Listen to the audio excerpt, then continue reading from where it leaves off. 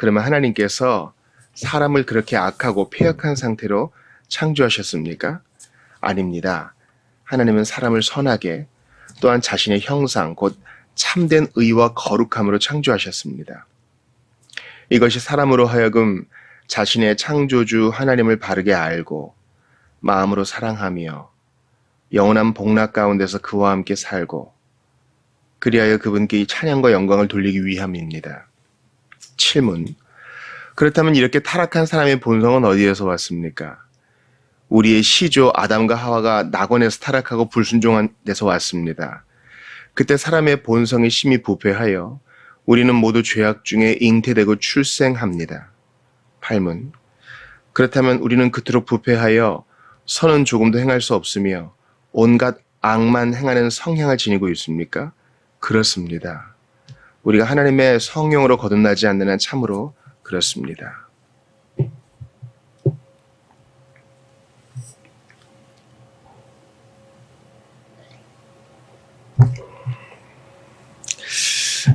일주일과 제2주일에는 요리문답의 서문을 받고 또 그 다음에는 이제 인간의 비참, 그 첫 시간을 가졌습니다. 죄와 비참 속에 우리는 본성적으로 하나님과 이웃을 미워하는 성향을 갖고 있다 그랬는데 이건 우리가 인정하는 바죠. 아마 정직하게 자신을 공정하게 보는 사람이라면요, 자기가 그렇게 좋은 사람만은 아니라는 것을 인정할 거예요. 아무리 바쁜 현대인이라도 한 번쯤 자기를 돌아보는 시간이 있게 마련인데요. 그때 나는 좋은 사람인가? 난 좀 부족한 사람인가 돌아보게 될 겁니다. 그리고 모든 사람이 다 한 가지로 부족하다는 것을 알게 될 거예요.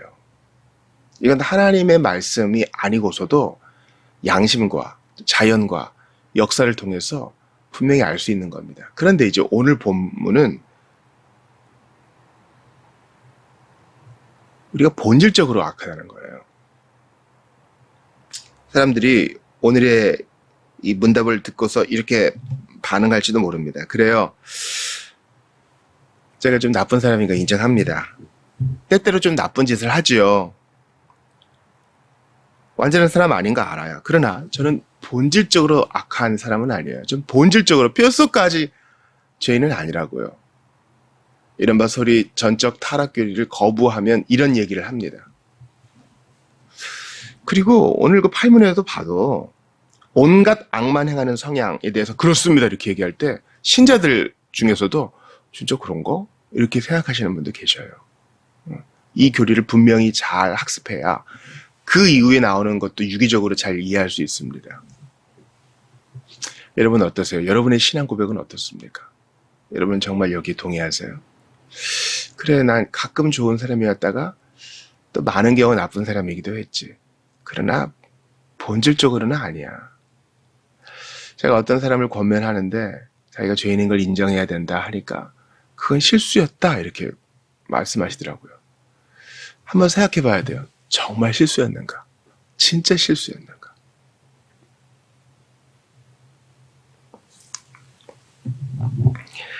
먼저 육문에서는 하나님의 처음 창조는 이렇게 악한 상태가 아니었다는 것을 얘기합니다. 하나님은 사람을 선하게 또한 자신의 형상, 곧 참된 의와 거룩함으로 창조하셨습니다. 이것은 사람으로 하여금 자신의 창조주 하나님을 바르게 알고 마음으로 사랑하며 영원한 복락 가운데서 그와 함께 살고 그리하여 그분께 찬양과 영광을 돌리기 위함입니다. 처음 하나님이 사람 만드실 때는 죄를 짓도록 그렇게 만드시지 않았다는 거예요. 요리문답에서 참된 의와 거룩함으로 사람을 창조하셨다 그랬는데 이것은 에베소서 4장 24절을 인용한 것입니다. 하나님을 따라 의와 진리의 거룩함으로 지으심을 받은 새 사람을 입으라. 왜냐하면 이제 거듭남은 새 창조기 때문에 그런 거예요. 의와 거룩함으로. 그런데 이제 미혹을 받아 범죄하게 되므로 하나님과의 관계가 끊어지고 이제 날 때부터 죄인인 상태가 된 거죠. 즉 성향 자체가 하나님께로부터 반대로 휘어져 있는 거예요. 그러니까 우리가 구원받는다는 것은 이러한 목적이 다시 회복되는 것입니다. 즉 예수를 알고 예수를 믿고 내가 죄인임을 고백하고 영으로 거듭나서 하나님을 이제 바르게 알게 되고 하나님을 바르게 마음으로 사랑하게 되며 영원한 복락 가운데 그분과 함께 살게 되고 또 그분을 찬양할 수 있게 되는 것이 신자가 된다는 것의 특권이에요. 에덴의 회복이라 그랬잖아요. 근데 이제 문제가 생겼으니까 첫사랑과 우리 사이에 뭔가 간극이 생긴 거겠죠. 질문을 보세요. 그럼 이런 타락한 사람의 본성은 어디서 왔는가? 바로 우리의 시조 아담과 하와가 낙원에서 타락하고 불순종한 데서 왔습니다. 그때 사람의 본성이 부패한 거예요. 본성이 부패한 거라고요. 그러니까 나무의 뿌리가 이러하니 나무의 열매가 당연히 죄의 열매가 나올 수밖에 없는 거죠. 그래서 본질적으로 악하다는 것은 우리 본성에 문제가 있다는 것을 말하는 겁니다. 가끔 좋은 일도 하죠. 좋은 영화도 만들고 좋은 음악도 만들고 좋은 경치도 감상하고 그래서 감동도 받고 그렇지만 본성 자체를 바꿀 수 없다는 거예요. 가끔 선한 일을 하는 것 때문에 본성이 부패한 것을 부인할 수는 없다는 거예요. 그리고 우리의 선행의 모든 동기는 하나님 앞에 비추어 봤을 때 항상 부족합니다. 누더기 오크 같아요. 그때 사람의 본성이 심히 부패하여 우리는 죄악 중에 잉태되고 출생합니다. 여기서 심히 부패란 것은 완전 부패가 아니라 하나님의 형상이 어그러진 것이죠. distort 된 거예요. 그렇기 때문에 아무리 죄악에 빠진 사람이라도 자연인이라 그러죠. 거듭나지 않은 사람도 하나님의 형상과 모양이 일부 남아 있어요. 그러나 그것은 구원에 이르게 할 만큼 우리를 주님께로 이끌지 못합니다. 하나님께 받아들여질 만큼 온전한 선행을 하지도 못해요. 낙원에서 무슨 일이 일어났나요? 어떤 끔찍한 일이 일어났기에 우리가 이 지경이 된 건가요? 일견 눈으로 보는 행동은 별거 아닌 것 같아요. 그냥 과일 따먹은 거잖아요. 그러나 겉으로 보는 행동보다 그 속에 동기와 마음이 더 중요한 거예요. 그들은 그렇게 하나님을 배반했어요. 하나님의 명령을 거슬렀어요. 하나님이 죄의 씨앗을 우리에게 심어놓고 지으신 게 아니라 뱀에게 유혹받은 거죠. 마귀에게 미혹당한 거예요. 하나님 명령을 거스르자마자 어떻게 돼요? 말씀을 비틀고 하나님 명령을 비트는 마귀에게 유혹당하자마자 어떤 일이 벌어져요? 숨어요. 관계가 끊어져요. 핑계를 대요. 전가를 해요. 내가 아니라 그래요. 쟤 때문이라 그래요. 변명을 해요. 솔직하게 고백하지를 못해요. 그래서 우리는 종일토록 땀을 흘려야 양식을 먹을 수 있게 되었고 노동에 이제 고통이 들어온 거죠. 출산에도 고통이 들어오게 된 것이고 남녀 사이에도 갈등이 생긴 것이고 이 뱀, 마귀도 저주를 받았죠. 그러나 이제 주님께서는 여인의 후손 메시아를 약속하셨습니다. 그 메시아가 이 타락과 불순종, 본성의 부패를 회복시켜 줄 거예요. 그 그리스도가 올 때까지 우리는 계속 신음하고 있었던 것이죠.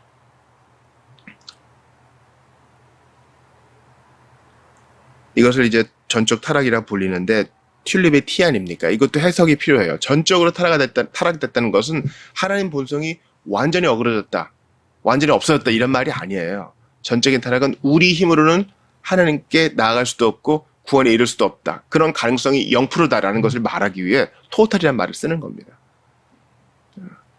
우리가 하는 행동 모두 다 부패했다. 그래서 전혀 선을 행할 수 없다. 이런 뜻은 아니에요. 왜냐하면 예수님 안 믿는 사람도 자녀를 사랑하고 세상을 위해 공헌하고 희생되고 그렇잖아요. 그것까지 우리가 무시해서는 안 돼요. 하나님이 일반 은총 가운데서도 여전히 일하세요. 그러나 그것은 구원에 이르는 데는 절대적으로 부족하다. 이런 것입니다. 전적으로 타락한 사람의 본성은 이렇게도 말할 수 있어요. 첫째, 마음과 생각과 의지와 관련해서 인간은 철저하게 나쁩니다. 자, 겉으로 드러나는 거 말고 마음, 생각, 의지. 솔직히 내 동기를 들여다보고 내 마음과 의지를 들어보면은 하나님으로 말미암은 것이 아니요, 내 영광, 내 바벨탑 위한 것 많잖아요. 둘째, 하나님 앞에서 인간은 진정으로 의롭다고 인정받을 만한 행동을 할 수 없습니다. 나름대로 하지만 하나님께 받아들여질 수는 없어요. 주님은 전적인 의를 요구하시기 때문에 우리는 그리스도 안에 아니면은 절대로 주님께 연락될 수 없어요. 항상 부족해요. 이 정도면 되지 않았나요? 인간의 편에서는 그렇게 할 수 있죠. 그러나 주님은 온전히 거룩하신 분이기 때문에 우리는 그리스도의 중재가 필요합니다. 마지막 8문 봅시다. 그렇다면 우리는 그토록 부패하여 선은 조금도 행할 수 없으며 온갖 악만 행하는 성향을 지니고 있습니까? 온갖 악만 행하는 행실을 가지고 있습니까? 아니라 이 성향에 대해 묻는 거예요. 마음에 대한 문제예요. 디스포지션. 하나님을 향한 경향성을 얘기하는 거예요. 그렇습니다. 우리가 하나님의 성령으로 거듭나지 않는 한 참으로 그렇습니다. 자연인, 예수님을 알지 못하는 자의 성향, 디스포지션은 악을 향해 있어요. 그냥 두면 지옥 갑니다. 그냥 두면 지옥을 경험하고 지옥의 쓴물을 먹고 마시며 사는 거예요. 하나님의 성령이 개입하시고 마음을 바꾸어 주셔야만 우리는 비로소 하나님을 향해 참된 의와 거룩함으로 새 창조를 입을 수 있는 것입니다. 욥기 14장 4절을 보세요. 누가 깨끗한 것을 더러운 것 가운데서 낼 수 있으리이까? 하나도 없나이다. 여러분 대단한 말씀 아니에요? 욥은 아브라함 이전 사람인데 이미 타락의 규리를 알고 있어요. 누가 깨끗한 것을 더러운 것 가운데서 낼 수 있으리이까? 하나도 없나이다. 이거 뭐 당연한 말 아니냐 할 수 있겠지만 우리 영혼에 비추어 볼 때는 참으로 진리예요. 우리 속에 선한 게 나올 수 없어요. 하나님께 받아들여질 만한 뭔가를 끌어낼 수 있는 그게 없다고요. 하나도 없어요. 그래서 바뀌어야 돼요. 옛 자아는 죽고 그리스도와 함께 살아야 돼요. 거듭나야 돼요. 다시 나야 돼요. 중생 입어야 돼요. 주의 은혜를 받아야 됩니다. 예수님 말씀하시죠. 니고데모에게 말입니다. 진실로 진실로 내게 이르노니 사람이 거듭나지 아니하면 하나님 나라를 볼 수 없느니라. 새 창조, 새로운 출생 있어야 된다. 그건 어떻게 돼요? 하나님의 성령으로 말미암아 마음의 변화를 입어 나의 죄를 고백하고 예수를 주와 그리스도로 시인하여 하나님의 백성이 됨으로 말미암아 그렇게 됩니다. 하나님의 성령으로 거듭나지 않느라. 주께서 주권적으로 세상을 지으신 것처럼 주권적으로 우리의 마음을 새롭게 지으셔야 우리는 이 타락의 성향을 극복할 수 있어요. 여러분, 사람이 타락했다는 것은 굳이 논증이 필요 없을 정도예요. 뉴스를 보세요. 사람이 마음에 뭔가 대단한 일이 벌어지지 않고서야 어찌 이런 일을 할 수 있어요? 그렇지 않습니까? 어떤 분들은요, 그런 소리 하지 마세요. 이건 다 후천적인 문제예요. 가정교육이 있어서 좀 불우함을 경험할 수 있어요. 그래서 그럴 수 있을 거예요. 또 살면서 잘못된 약물의 영향을 받았을 수도 있다고요. 혹은 그 주변 환경이 너무 더럽거나 선하지 못하거나 그랬을 수도 있겠죠. 다 환경과 잘못된 교육 때문이에요. 얘기해요. 아니요. 딴 데서 찾는 거예요. 거짓말이에요. 나라와 나라 사이의 전쟁, 사람과 사람 사이의 반목, 이 사회와 저 사회가 서로 물고 뜯는 거. 서로의 안전을 위한다고 하지만 속으로는 자기 이익만 챙기는 국가와 사회, 그리고 각 개인. 지도자들을 보세요. 지도자가 되려고 하는 사람들 보세요. 책임을 전가하기에 바빠요. 나는 아니라는 거예요. 누가 잘못했을지는 몰라도 나는 아니고 나는 최선을 다했다는 거예요. 최선을 다하면 뭐예요? 하나님이 원하시는 의와 선에 이르지 못하는데 난 나름대로 괜찮다는 거예요. 자가당착에 빠진 겁니다. 문제는 여기 있어요.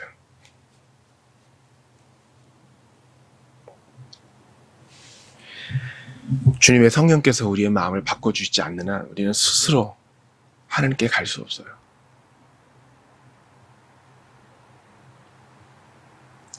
선생님이 공식에 맞게 문제를 풀어오라고 했습니다. 근데 내 멋대로 문제를 풀어서 열심히 했으니까 오래 붙들고 있었으니까 100점일 거야.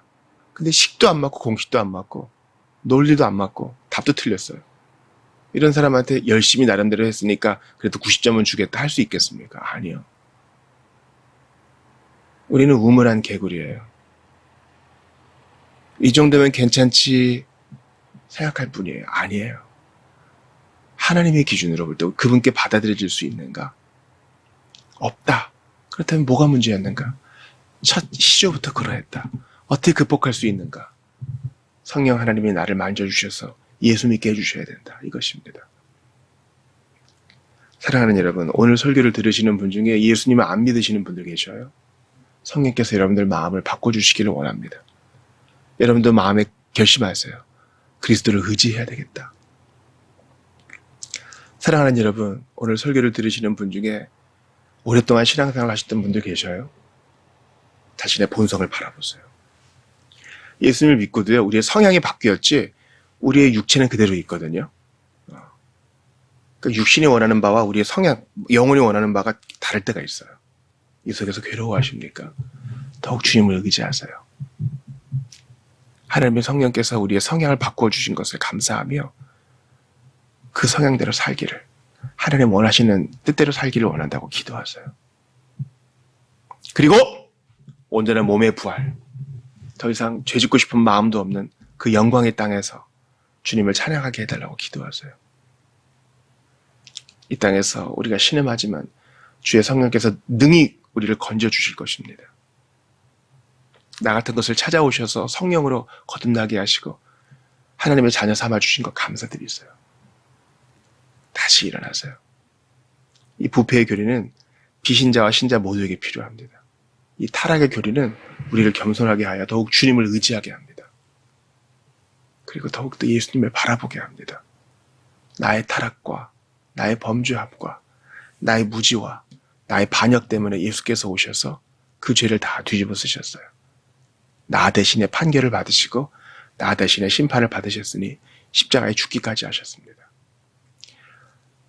선악을 알게 하는 나무의 실과를 먹으면 정령 죽으리라 했지만 우리의 영혼이 죽었고 내가 받을 심판과 저주는 그리스도께서 대신 당하셨습니다.